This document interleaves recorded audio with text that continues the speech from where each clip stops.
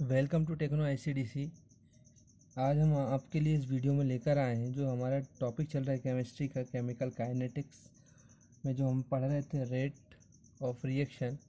उसी के आगे आज हम हमारा सिलेबस बढ़ा रहे हैं और उसी के आगे आज बहुत इम्पोर्टेंट टॉपिक है जो नीट, JEE, GNT और अदर नर्सिंग एग्ज़ाम्स और ट्वेल्थ के जो भी अदर क्लास के स्टूडेंट्स हैं सभी के लिए मोस्ट इम्पॉर्टेंट फैक्टर है। तो इसको बहुत ध्यान से समझिए। इसको समझना इसलिए ज़रूरी है कि इसके न्यूमेरिकल्स पूछे जाते हैं हर एक पेपर में, और दूसरी चीज़ ये है कि ये बहुत इजी टॉपिक है बट कन्फ्यूज़न उससे ज़्यादा है। तो कन्फ्यूज़न दूर करेंगे इसमें, इस वीडियो में आपका। बस हमारे साथ बने रहिए इस वीडियो में और ध्यान से देखिए, ध्यान से समझिए। जहाँ कहीं समझ में ना आए तो कमेंट करके पूछिए।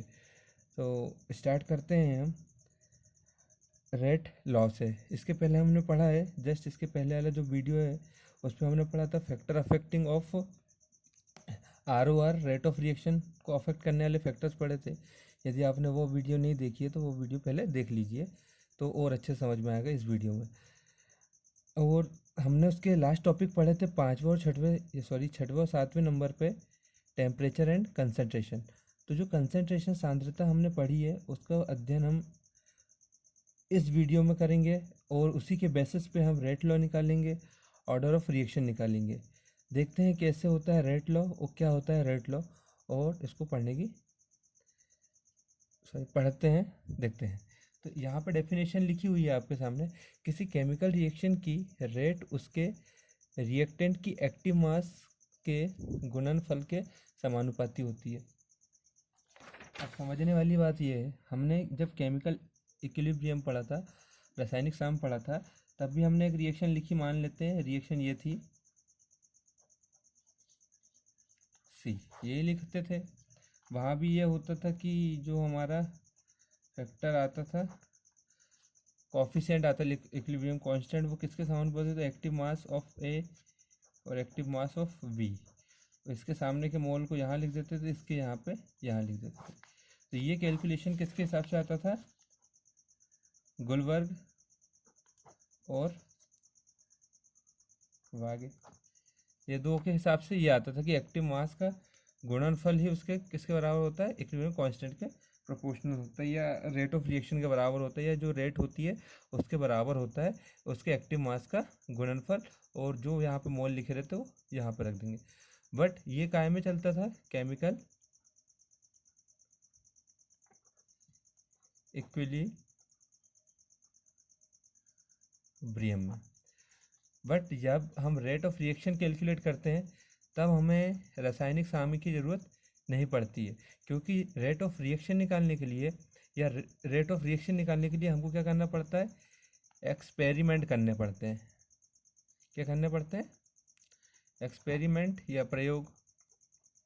तो हम कह सकते हैं ये जो है, जो केमिकल इक्विलिब्रियम है, इस पर एक्सपेरिमेंटल बेसिस पे नहीं है, सीधे फॉर्मूला बेसिस पे है। बट जब हम रेट लॉ निकालेंगे या रेट ऑफ रिएक्शन निकालेंगे तब उसके लिए हमको क्या करने पड़ते हैं? एक्सपेरिमेंट।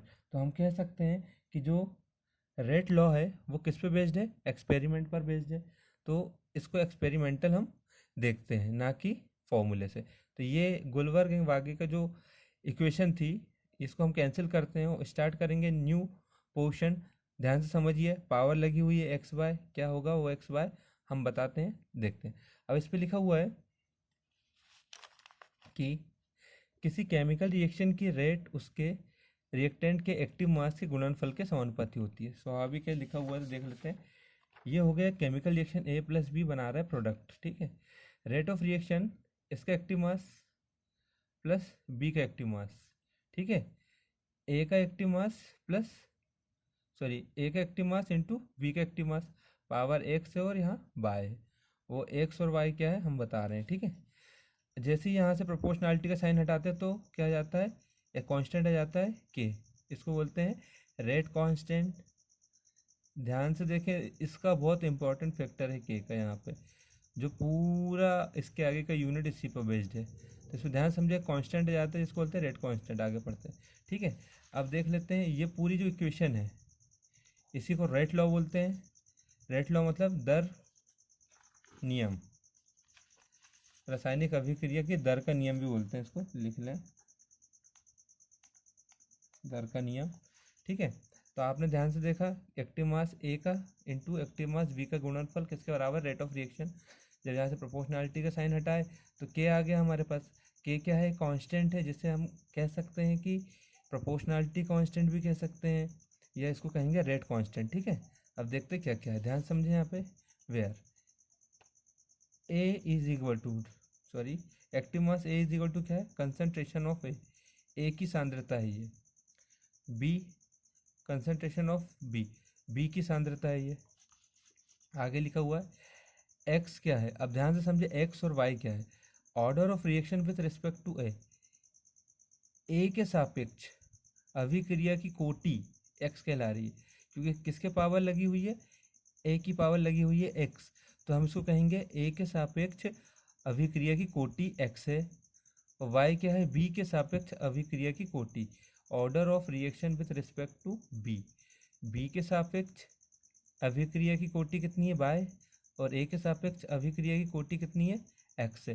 ठीक है, अब यह ध्यान दें, जो ये एक्स और ये वाई है, ये पॉजिटिव भी हो सकते हैं, ज़ीरो भी हो सकते हैं, नेगेटिव भी हो सकते हैं और फ्रैक्शन भी हो सकते हैं।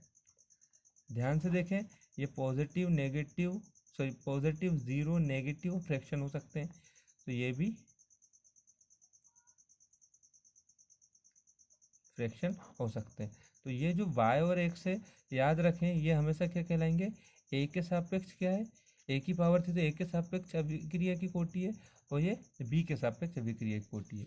अब आप देखते हैं, हम यदि मैं इसको ऐसा लिखा हुआ है ये x और ये लिखा हुआ है y, ये a के सापेक्ष है, b के सापेक्ष होगा, अभिक्रिया कैसी हो रही, a प्लस बी, प्रोडक्ट बना रहे हैं, तो ये और ये रिएक्शन कर रहे हैं, तो टोटल यहाँ पे क्या हो रहा है, x प्लस वाई कर दो, तो ये कहलाएगा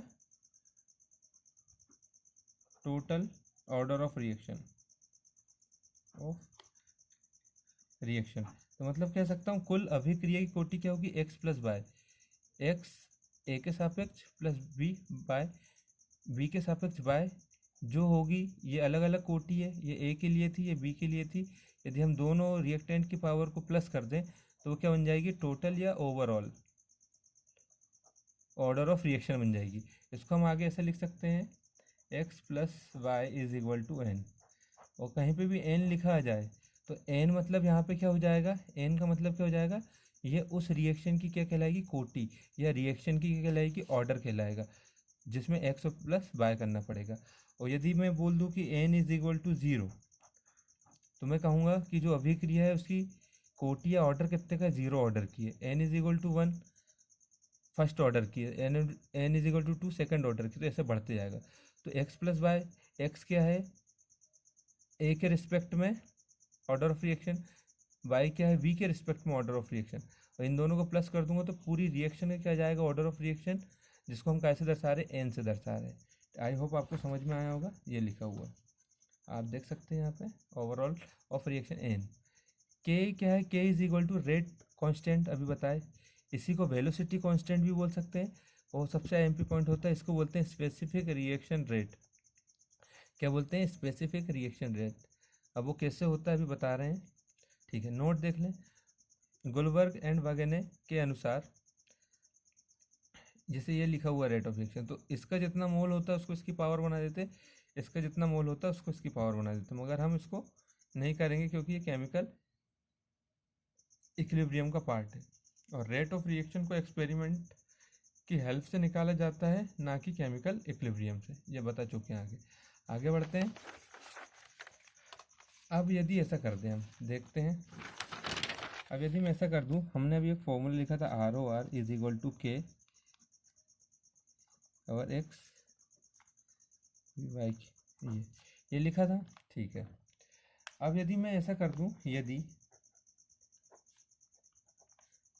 ए equal to B is equal to one, मैं क्या करता हूँ, उस रिएक्शन की पूरे रिएक्टेंट या जितने भी रिएक्टेंट है सबको कितना मान लूँ, इकाई मान लूँ, अभिकारक को कितना मान लूँ, इकाई या यूनिट एक मान लूँ, तब क्या बन जाएगा, rate of reaction is equal to हो जाएगा के। तो जब ये के रेट ऑफ रिएक्शन के बराबर हो जाता है, ये सभी अभिकारक कितने हो जाते हैं, एक हो जाते हैं या यूनिट हो जाते हैं, तो आप याद रखें इसको बोलते हैं स्पेसिफिक रिएक्शन रेट। आपसे क्वेश्चन पूछ सकता है कि जब किसी भी रासायनिक अभिक्रिया के सभी अभिकारक एक हो जाएं तो के को क्या कहा जाता है, तो क्या कहा जाता है, स्पेसिफिक रिएक्शन रेट कहा जाता है या विशिष्ट अभिक्रिया दर कहा जाता है। ठीक है, आप देख लें यहाँ पे लिखा हुआ है, यदि रेट लॉ में सारे घटक की कंसंट्रेशन इकाई हो तो, यदि रेट लॉ में सारे घटक की कंसंट्रेशन इकाई हो तो अभिक्रिया की रेट विशिष्ट दर कहलाती है या स्पेसिफिक रेट कहलाती है। A B is equal to 1 मान लें तो ये बराबर हो जाएगा इसी को। अब इसकी यूनिट निकाल लेते हैं, ध्यान से देखें, इसकी यूनिट इसलिए इम्पोर्टेंट हो जाती है क्योंकि ये आगे बनता है कैलकुलेशन। तो यूनिट ऑफ के निकालते हैं, यूनिट ऑफ के कैसे निकलेगा, यूनिट ऑफ के देखते हैं, ध्यान से देखें। यदि इस फॉर्मूले से के की वैल्यू निकालूँ तो के की वैल्यू ये जाएगी ROR डिवाइड बाय ए की पावर x प्लस बी की power y।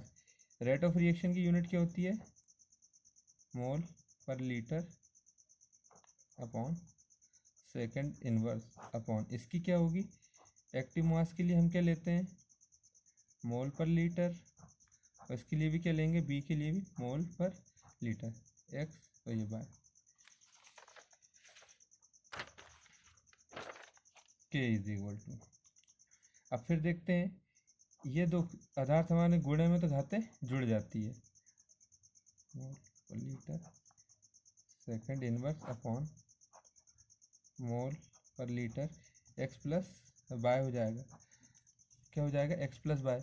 X plus y को क्या लिख सकते हैं, हमने पढ़ा है x plus y is equal to होता है n, तो हम इसको लिख सकते हैं आगे जाके मोल पर litre second inverse upon mole पर लीटर की पावर n। ठीक है, अब देखेंगे आधार समान है और डिवाइड में तो घाते घट जाएगी, आगे इधर सॉल्व कर रहे हैं तो ये हो जाएगा मोल पर litre 1 minus n second inverse.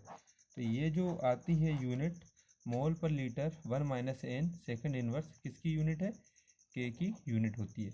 और हम कह देंगे n इज इक्वल टू क्या है, n इज इक्वल टू क्या है, ऑर्डर ऑफ रिएक्शन है, ऑर्डर ऑफ रिएक्शन है। तो हम कह सकते हैं कि जो n है वो ऑर्डर ऑफ रिएक्शन है, और k किस पे डिपेंड करता है या किस पे निर्भर करता है, n पर निर्भर करता है, जो क्या कहलाती है, अभिक्रिया की कोटि कहलाती है, क्या कहलाती है, अभिक्रिया की कोटि या ऑर्डर ऑफ रिएक्शन कहलाती है।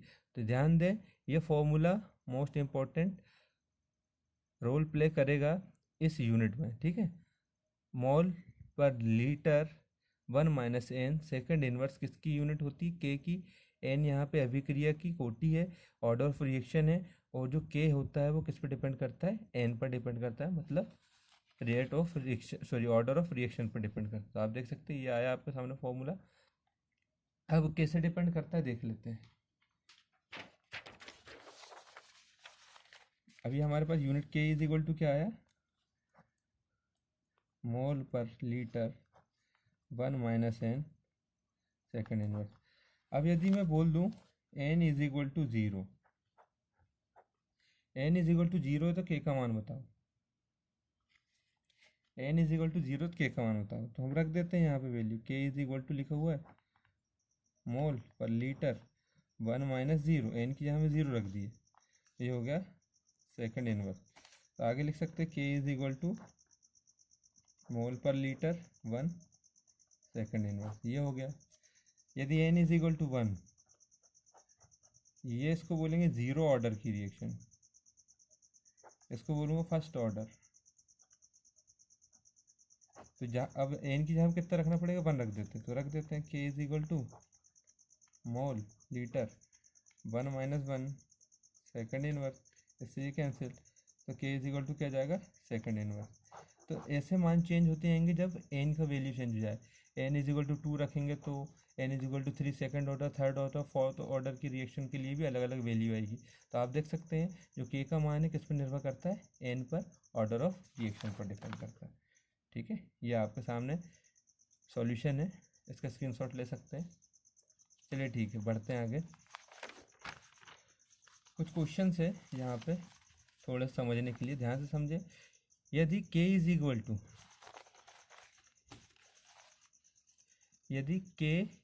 To two into 10⁻³ litre cube mole inverse 3 second inverse है, तो बताइए रिएक्शन का ऑर्डर क्या होगा। इससे हमको निकाल के बताना है रिएक्शन का ऑर्डर। ध्यान से समझे। अभी हमने क्या पढ़ा था इसके पहले कि के की यूनिट क्या होती है, तो के की यूनिट होती है मोल पर litre 1 - n second inverse is equal to, इसके लिए क्या दी हुई है, यहाँ पे दी हुई है लीटर क्यूब, सॉरी इसकी यूनिट दी हुई है मोल की पावर 3। यदि हम इसको नीचे ले जा लेते हैं ये भी हो जाएगा लीटर क्यूब इंटू क्या दिया हुआ सेकंड इनवर्स। ठीक है,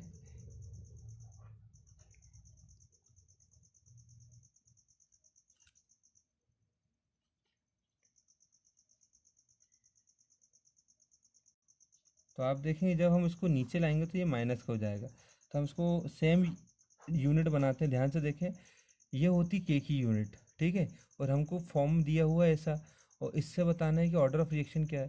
तो हम क्या करेंगे, इस वाली यूनिट को हम इसके बराबर बनाने की चाहेंगे। तो यहाँ पे एल नीचे है तो मैंने एल नीचे लाया, पावर 3 यहाँ पे प्लस की थी, यहाँ माइनस की हो गई। ठीक है, नीचे लाऊंगा तो माइनस की हो जाएगी। ठीक है, सॉल्व करते हैं और आगे देख लेते हैं। मोल पर litre 1 - n second inverse is equal to, ये दोनों पावर सेम है तो कोष्टक के बाहर -3 सेकंड इनवर्स, इससे ये कैंसिल, इससे ये कैंसिल, बचा क्या, पावर बराबर हो जाएगी 1 - n, ये हो जाएगा -3। तो ये -3 को इधर लाता हूँ तो प्लस का हो जाएगा, और -n को इधर लाऊंगा तो ये प्लस हो जाता है। n इज इक्वल टू हो जाएगा 1 + 3, तो ये आ जाएगा 4। तो हम कह सकते हैं n इज इक्वल टू 4 आ गया। मतलब ये जो रिएक्शन दी थी इसकी, जिसके लिए कांस्टेंट ये था, वो कौन सी रिएक्शन है, फोर्थ ऑर्डर रिएक्शन है। कौन सी है, फोर्थ ऑर्डर की रिएक्शन है। आई होप आपको समझ में आया होगा। पहले यूनिट हम देखते हैं क्वेश्चन की, और हमको मालूम के की यूनिट क्या होती है, मोल पर लीटर 1 - n सेकंड इनवर्स। इसको इसके ऐसे बनाएंगे तो लीटर कहाँ है, नीचे है, तो ये लीटर को हम क्या करेंगे, नीचे लाएंगे।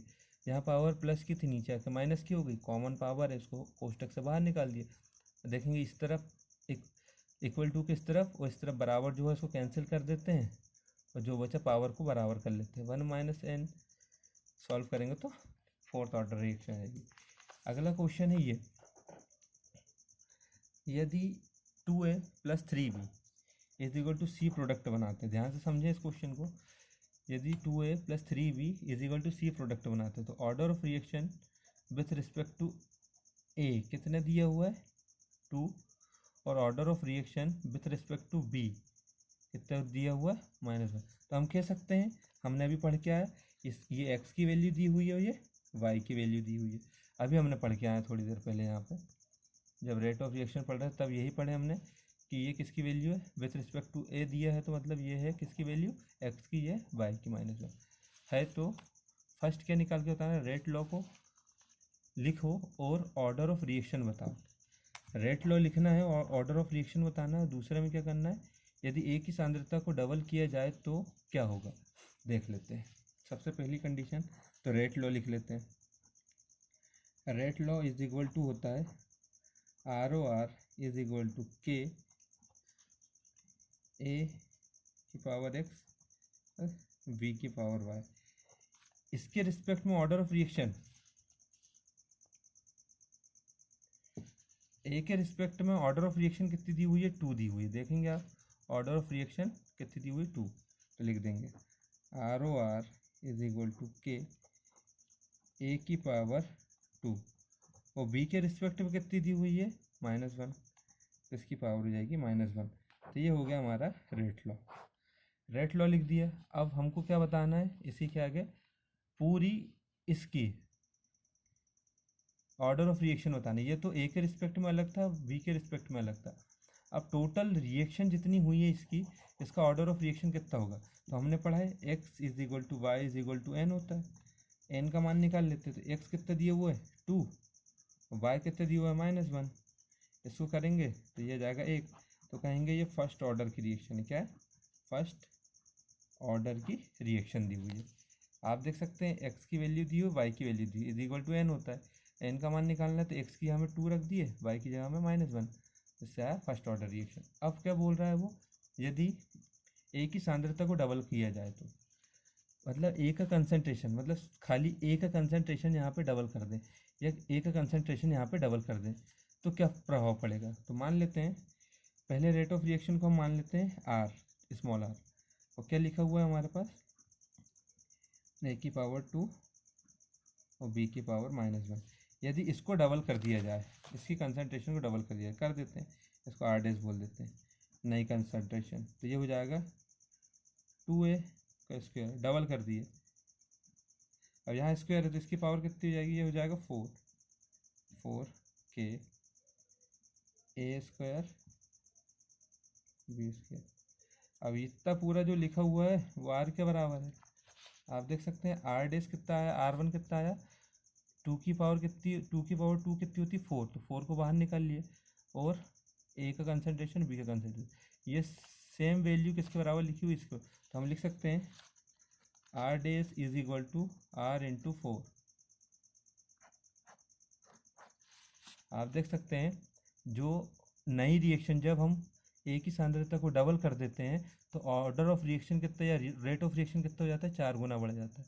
ध्यान से देखें, मैंने कुछ नहीं किया, यहाँ ए लिखा था, जब चेंज किया तो यहाँ डेस लगाया और यहाँ डबल कर दिया, क्योंकि लिखा है सांद्रता को डबल किया जाए तो कर दिए। तो यहाँ 2 की पावर 2 मतलब 4 हो जाती है, 4 हुआ, और ये के ए स्क्वायर बी की पावर -1 आर के बराबर था, आर रख दिए यहाँ पे, तो आर इंटू 4 हो गया। तो हम कह सकते हैं कि जब भी ए की सांद्रता को डबल किया जाएगा या इस रिएक्शन के लिए यदि ए की सांद्रता या कंसंट्रेशन को डबल करें तो इस पूरी रिएक्शन का रेट कितना हो जाता है, 4 गुना हो जाता है। कितना हो जाता है, 4 गुना हो जाता है। तो ये थे आज का टॉपिक हमारे, जिसमें हमने रेट लॉ पढ़ा, कांस्टेंट पढ़ा, स्पेसिफिक कांस्टेंट पढ़ा और छोटे मोटे न्यूमेरिकल किए, जिससे हमने रेट ऑफ रिएक्शन निकाला। इसके बाद जो वीडियो आएगा और इसमें जो क्लास, इसके बाद जो क्लास होगी वो होगी ऑर्डर ऑफ रिएक्शन पर बेस्ड। बहुत सारे न्यूमेरिकल्स होंगे जो जीएनटी के पेपर में आए हुए हैं, वो क्वेश्चन आपको सॉल्व कराए जाएंगे। तो ध्यान से वीडियो देखिए, यदि समझ में नहीं आता है आपको तो 2 बार देखिए, और समझ में नहीं आता तो फिर कमेंट करके हमसे पूछिए तो हम बताएंगे। बट यदि आपको HW दिया जाए या सॉल्व करने के लिए दिया जाए तो सॉल्व करके हमें आंसर ज़रूर बताएं, ठीक है। क्योंकि आपके लिए हम जितनी मेहनत कर रहे हैं तो आपको भी उतनी मेहनत करनी पड़ेगी, क्योंकि सिलेक्शन आपको लेना है। तो अच्छे से पढ़ते रहिए। Thank you very much. पढ़िए अच्छे से।